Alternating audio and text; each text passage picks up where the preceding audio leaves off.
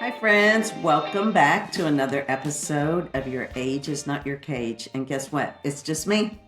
Another solo with just a few things on my heart and things I would love to talk and share with you about. So, this will be another shorter version with some more good guests coming up. But today, you get me. And today on my heart, I just wanted to talk and share a little bit about the season of November and December and where we're at right now. And um, what are you doing to keep yourself calm and at peace during this season? Because I don't know if it's the same for you, but for me, it is already, let's see, I'm recording today on November 9th. November 9th. And it's like, how did we get here already? I just had my birthday, which 59 years old. Just had my birthday on the 7th. But it seems like once my birthday hits, it's here we go. We're off to the races with just constant plans and things coming up and thinking about the holidays and making travel plans for family and before you know it, if you're like me, overwhelmed. When my husband and I sit down to talk on our calendars and figure out what's going on, and it's like, well, we've got something this night and this night and this night, and then, oh, well, what about we were invited to this, and well, we need to do this one, and it's like, okay, deep breath. And how do you determine what's a yes and what's a no? And I think that's where we've had to sit down with our schedules and talk and figure things out and determine, what can we do joyfully, but and keep peace in our schedule and in this season where you want to enjoy the actual season. You want to enjoy what you hope is more of a peaceful, calm, slower season. But it seems like everything is just flying and whizzing by at a rapid pace. And maybe it's just me, but I doubt it from the people I've talked to and my friends. We all seem to be dealing with the same type thing. And it's not that you don't want to go do a lot of the things that are coming up or you're invited to. It's just you have to recognize what is going to keep me sane and healthy and what is going to keep my schedule from just being crazy overloaded, where all of a sudden I get to January and I'm like, well, I missed everything.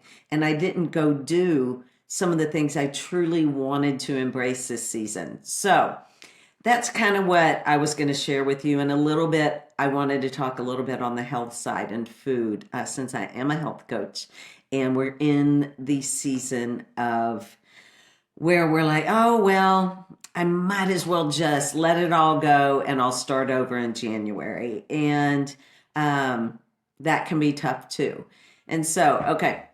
So as far as just determining your yeses, your nos, your schedules, just maybe it's you, you alone, maybe it's you and your husband, whoever it is, your family, and writing out the things that, okay, here's what we've got.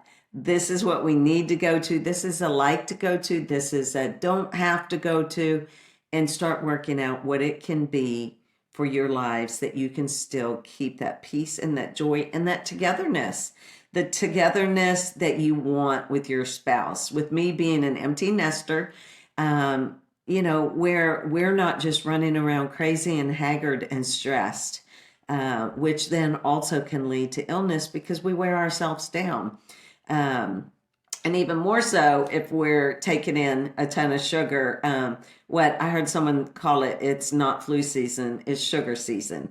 And it's because we take in so much more sugar and then take on so much more stress.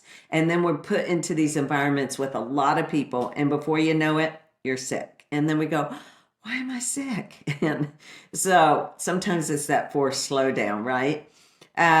So what I am trying to do is just really look ahead at my calendar. I'm really trying to figure out my days and find space in those days during that time on the weekend to be intentional with intentional time with slowing down, with getting with the Lord and being quiet and asking him every day.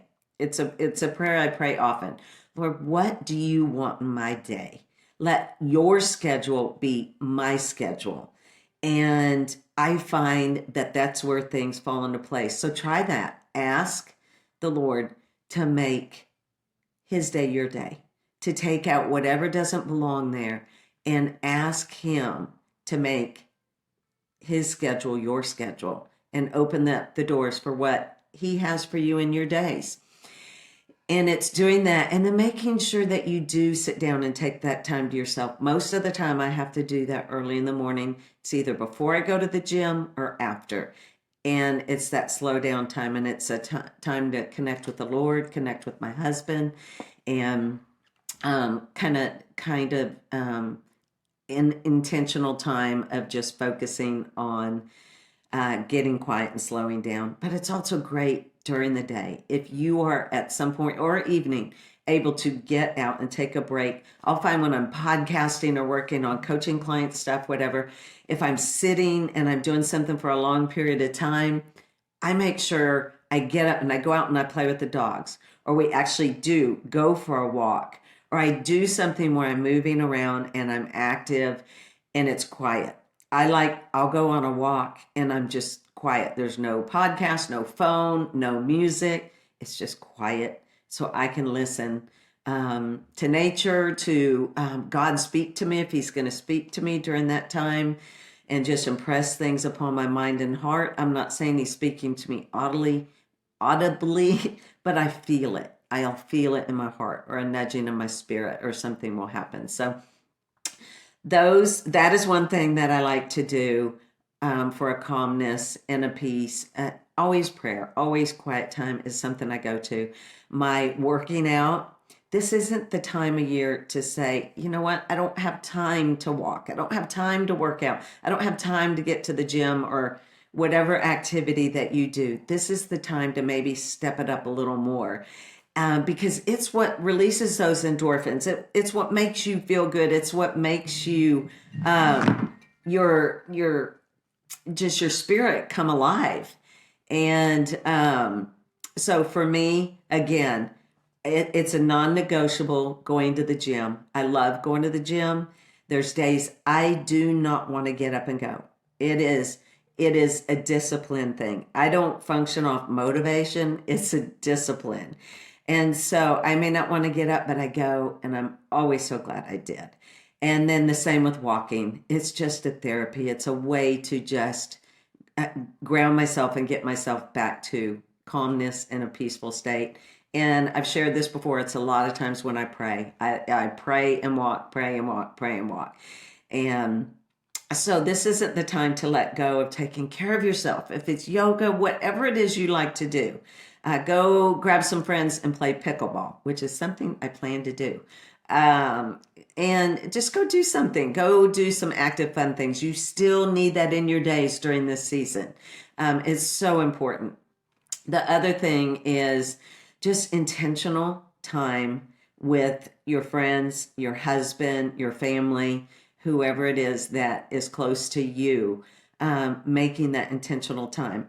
I will look through my schedule and find when I can that week make sure that I connect with at least one friend that week. And to me, that's important. That keeps me going. That keeps me just engaged with others. And I can get immersed in my own little world over here doing all my things when I really need community and I need women surrounding me. And so I try to make it intentional to do something. And I love doing it. It fills my spirit and fills my heart to be with other women and to encourage and cheer each other on and just share and to pray together and whatever it is. That is a huge piece of my, just what brings me joy. And then also being intentional with the time with my husband and the time we still allow for ourselves to be together and to enjoy time together. So that is another thing that keeps me sane, is just being around friends, community with my husband. My kids don't live here, so it's FaceTiming with them, because that's how I have to spend time with them until I see them. And it's just reaching out and doing that. The other thing is giving of yourself, serving somewhere, volunteering, getting outside of ourselves, not just this time of year. I know a lot of people come out of the woodwork to help with things this time of year, which is fabulous. But what about year round?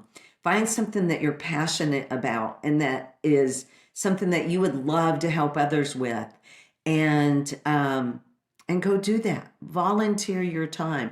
When you are serving and giving and loving on others, your problems, your worries, your issues, your concerns seem to slip to the wayside, and a joy comes in your heart like no other when you're helping others. So find what that can look like for you. And during the holidays, there are plenty of ways that you can help at different food banks, different churches that serve meals. Maybe bring meals to elderly people. Maybe go visit and see people at nursing homes and memory care, and just put a smile on their face. There's so many ways to serve and volunteer, and find what that is for you, what your passion is. But basically, I'm just trying to share with you we don't have much time for the rest of 2023, and to make the most of it. And when I say make the most of it, it's do the things that are most important to you. Spend time with the people that are most important to you. Serve others, and show love and kindness everywhere you go. It's a stressful time, and it's not always a joyful time this time of year for everybody. There are people dealing with so many things we don't see. There are a lot of people with little paper cuts out there that we don't see, and some with bigger issues. And the person that maybe is driving crazy, or is riding your tail in the car, or is grumpy in the store, you don't know their story and what's happened. So maybe just smile. Maybe just tell them that they look great today, that you love their hat, that you love their hair, that you love their clothes. Just smile. Just say, hey, how's your day going? And ask things that can just cause someone to say, well, someone really does care about me. And just the thing that I think about is, I lost my dad September 2nd. So it's a strange season, and it's a season of adjustments and new normals. And we have so many firsts coming up with Thanksgiving. My mom and dad would have had their wedding anniversary in November. My dad's birthday would have been in December, but he will be celebrating where it's most important, in heaven with Jesus, and Christmas. And so there's a lot of new norms and adjusting. And so just remember that when you're dealing with anyone that might not seem particularly pleasant to be around, just remember they have a story too, and love them well, and enjoy this holiday season. Immerse yourself in what's important about it, and that is the birth of Jesus Christ, and that spending time with family, making memories and friends, go far above gifts or anything else. Reaching out and helping someone goes a long way. So that is all I wanted to say today. Just wanted to share my little solo episode, some thoughts that I had going on.